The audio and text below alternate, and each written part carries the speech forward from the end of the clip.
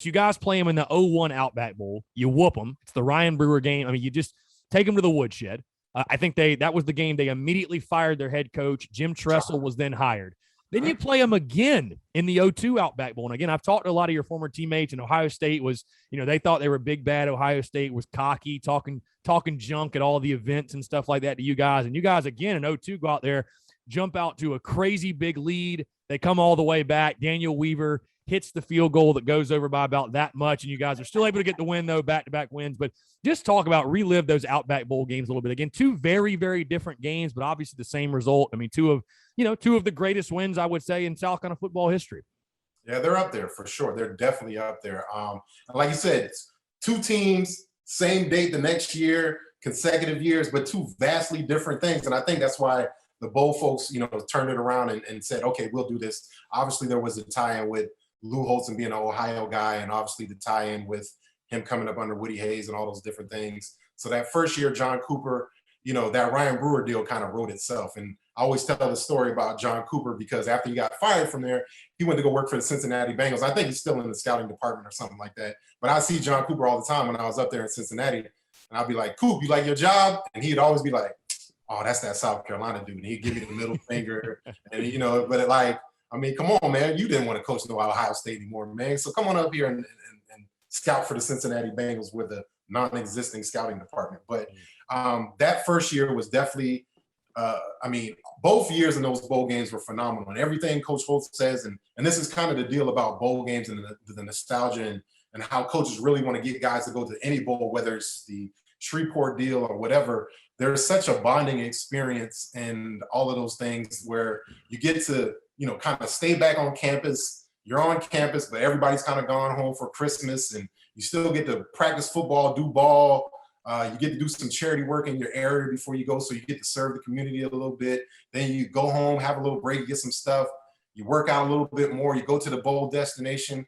You serve down there. You do some charity stuff. And those are the memories we all talk about. Like, even the guys that went to other bowl games and Shreveport Bowl and all this, we're always like, man, what was your bowl? Man, it was fun. It was great. And guys just relive. And it's really, that's the big thing guys really reminisce about with football, specifically the bowl games, is that you get that opportunity, especially for the older guys. I mean, this is kind of your last hurrah to go out there and play football and to do it, with a big game looming and so some of those different things before you become an adult for real. So that's why it's so important for bowl games. And I think there's a way that they can, with the expanded bowls and playoffs and different things, they can kind of keep some of that nostalgia. You rotate it, do some different things, but it's so fun to play those bowl games. And that second year, again, that Ohio State team was super loaded. Jim Tressel, again, every Ohio State team is going to have a slew of recruits, but for some reason they seem to have a whole bunch of guys from that Florida, Tampa area down there. So it felt like it was kind of, again, Ohio State travels, but we travel too, our fan base. But it really seemed like there was a ton of Ohio State fans, and they were like, nah, this is not going to happen 2 years in a row. I mean, y'all had the little white guy from Ohio run over us. Okay, we're going to make a Disney movie. Right. But nah, we did it again. We came out the gates and smashed them. And then, of course, my man Daniel Weaver. That's so Lou Holtz, too, because if you know anything about Weaver and Coach Holtz and the history of kickers, man, it's one of the funniest stories I ever remember with Coach Holtz was when I got there. He was telling this story on the circuit, and he was like, one of the kickers came up to him and was like, Coach, I love the kick, but I can't do it when you're watching me.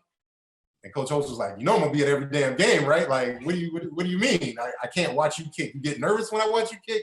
And obviously, who knows if that's true or not. But right.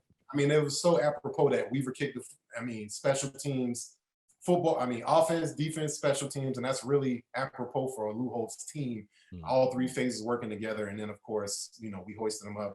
It's just fun deal. And like I tell guys, all the hard stuff is always worth it. And so, I thank the football guys that kind of worked out well, because I always joke with all the Ohio State guys I played with in the NFL the next year, y'all owe South Carolina half of that national championship ring, because we showed y'all how to take that ass whipping and do it on January 1st, because right.